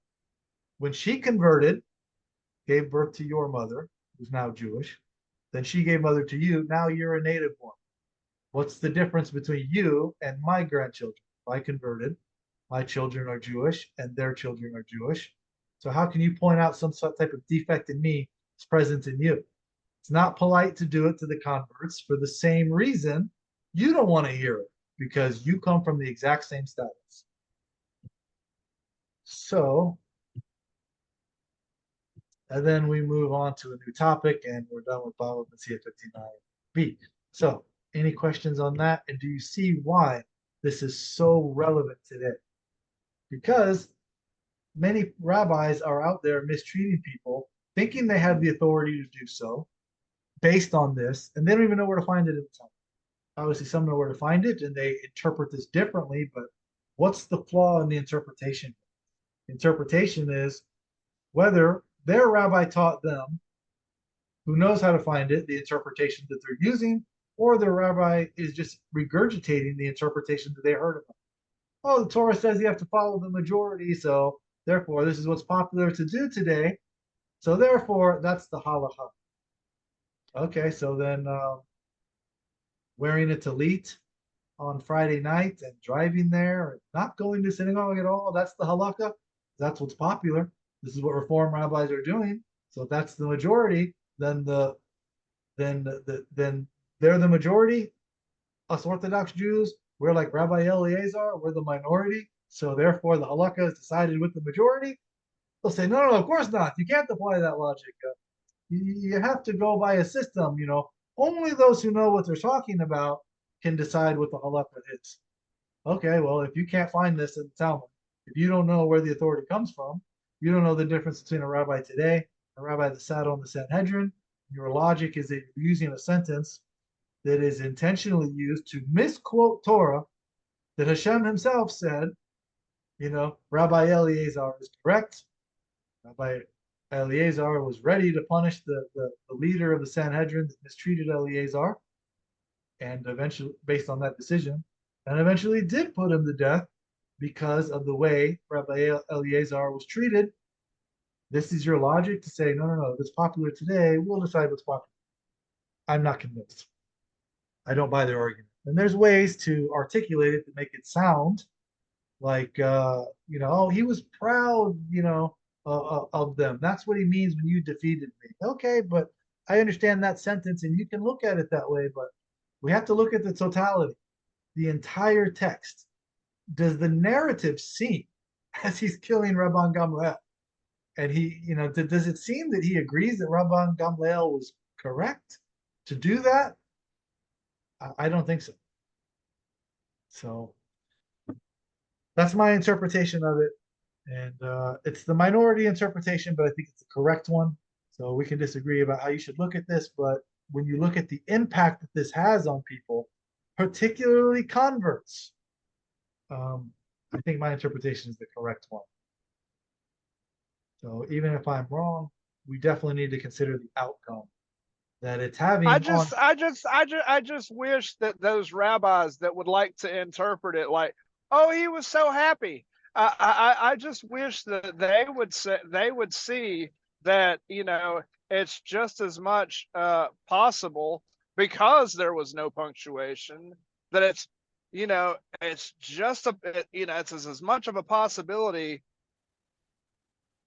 It was God scoffing at him.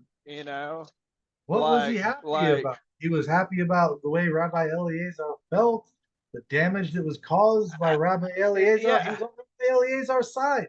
He killed Rabban Gamliel. He didn't chastise Rabbi Eliezer for burning everything up. You know what I mean? Like that's kind of like when Adam was walking to and fro in the garden, and he said, where are you? He knew where he was. Am I my brother's keeper? Did Hashem say Adam has outsmarted me? You're right. You are not your brother's keeper. So proud of you. It doesn't make sense to me. The more you analyze it, none of it makes sense. And this is where we get to. It's not just converts. It's created a situation where everyone is like, well, you have to do what your rabbi says. You have to listen to your rabbi. And if your rabbi disagrees with my rabbi, then my rabbi can beat up your rabbi. Your rabbi must be wrong because I like my rabbi. My rabbi disagrees with your rabbi. So therefore, my rabbi is right. I have to listen to the rabbis. And now rabbis are mistreating native-born Jews. and other rabbis. in other rabbis in different ways. So it's a big problem, and there's a lot of problems that stems from this. So, in my opinion, if there's one section of Talmud you need to know, it's this. Okay, we're going on 2 hours. I try to keep these at 1 hour because when people see a 2 hour video, it's really long. Nobody's going to watch it. So let's conclude here, and then we'll continue the conversation after the recording. Is there anything else anyone wants to bring up on the recording before we stop? Okay. If not, then thank you everybody who made it through the full 2 hours. We'll continue next week back with halakha, and I'll probably create a separate playlist for these Talmud classes. I'll put the halakhic ones in another one. But, Make sure you like this. Make sure you like this video, comment on this video, share this video. Yes, I'm going to bring up I am not one of the 14 rabbis on the list, but B'ezrat Hashem, one day I will be. I'm not popular enough yet to be. Not that I want to be popular. I actually prefer to not be. Yeah, you get it out there. Someone will take notice, and then they'll call me one of the mean names that we warn not to call people. But yes, go ahead, Salah. I was going to bring up a question, but I'll bring it up afterwards. It's something that'll tie in with it, but I don't want to go on. You can discuss it next, but I do have a question when you end your recording. All right, go ahead. You want me to go ahead? Oh, you said you wanted it in the recording or after? Well, I didn't know. Well, you don't have to go into it because it's going to be lengthy. But it's a nugget that might be helpful. It was just in regards to the word convert, where it does or does not appear in context to our discussion in the Hebrew language. So, but we could talk about that later because that was actually a very specific conversation that came up this last week in one of our discussions with a group of rabbis. So. Yeah, the word is ger. Ger tzaddik, ger toshav, hilchot gerim. It can have different meanings, but that's usually what they're saying is the word ger. And yeah, there it is right there. Gerim, plural. That's the context. A lot of gers. People will try and manipulate that to say, oh, it's not talking about this, it's talking about that. But you look at the context, it's clear. And yeah, that will be a longer discussion. So, all right, we'll talk about it. Sharing. Thank you everyone for being here, and God willing, we'll see you next week.